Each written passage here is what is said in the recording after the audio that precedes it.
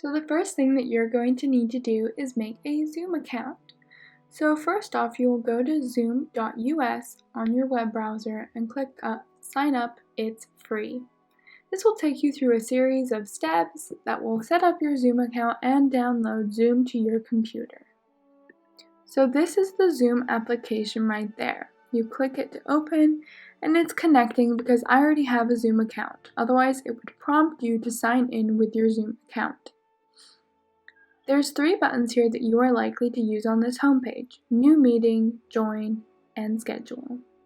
This is how you would schedule a meeting, which is most likely what you're going to be doing as a children's ministry instructor. So you click the Schedule button, and then it will bring up all these options. You can see there's the date, and there's a meeting ID, and all of this jazz.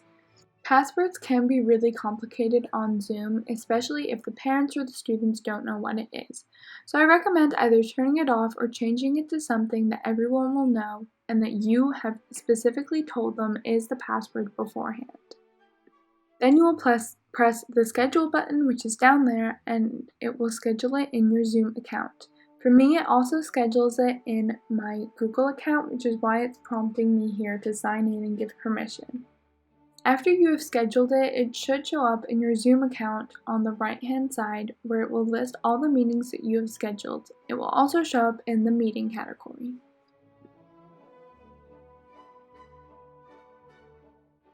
This is how you join a meeting.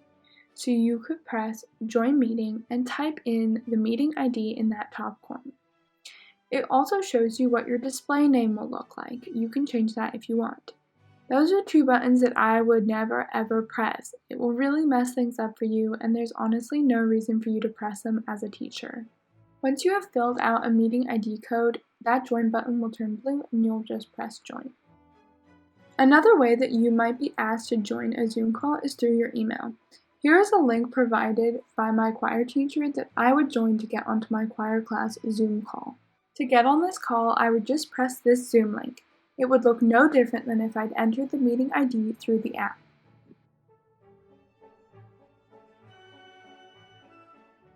Okay, now I'm going to show you how to use some of Zoom's features. For the sake of this video, I have turned my camera off. The features that you're most commonly going to be using is mute and start video. I have just unmuted myself. As you can see, the microphone has green levels of volume when I am unmuted. I recommend that you mute all of your students upon entry and ask that they keep that unmute button on unless they have a question. The other option is start video. I recommend that you keep your video on because it will create a more realistic feel. I also recommend that you ask your students to keep their video on as well. This is also a quick access point to get to settings. Here are all the settings. This is mic settings, general settings, video settings, there I am, hi, audio, share screen, which I'll talk about in a minute, chat, and virtual background. You can also record your meetings, which can be really helpful if kids want to reference back. This is also where you would find those settings. As a host, security has lots of options which you can open, one of them being enable waiting room and allow participants to. You should definitely enable waiting room because it allows you to accept or not accept students coming into your classroom. Allow participants to gives you permissions on what your students can and cannot do. I would use those to your own discretion. If you open participants, it will tell you who is on the call and who is using their mic or their camera. The chat box is another fun feature on Zoom. You can type to the entire group or someone individually. If you have multiple people on one Zoom and want to talk to someone individually, you press to everyone and it'll give you a drop-down menu of who you want to privately message. To see an incoming chat, it will appear above the chat box as a notification. As I previously mentioned, you can record your Zoom calls. To do this, you will press the record button at the bottom of your screen.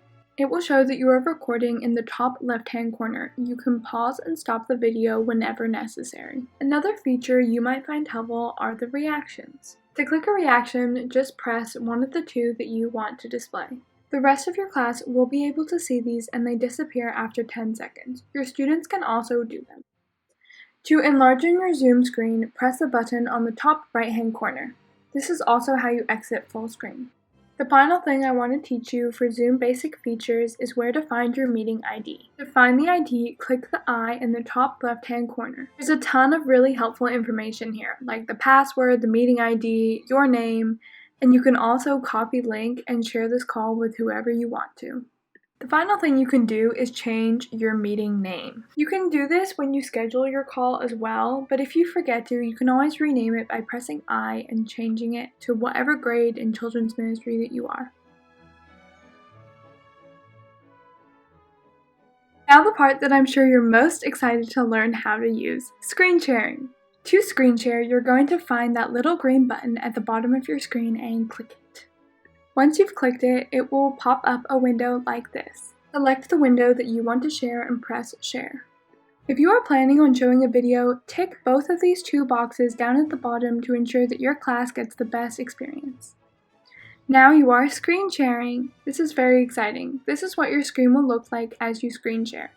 You still have access to all the buttons you normally would when you are screen sharing. Students can only see what is outlined in green. So in this scenario, they can only see the web page that has pigs on it.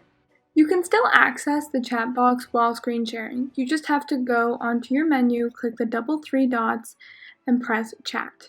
To stop screen sharing, press stop share at the top of your screen. Another fun screen sharing opportunity that you can use is the whiteboard. When I helped lead VBS, this was a great thing for kids to do when we had extra time. Whiteboard is basically just a fancy way to annotate on the screen.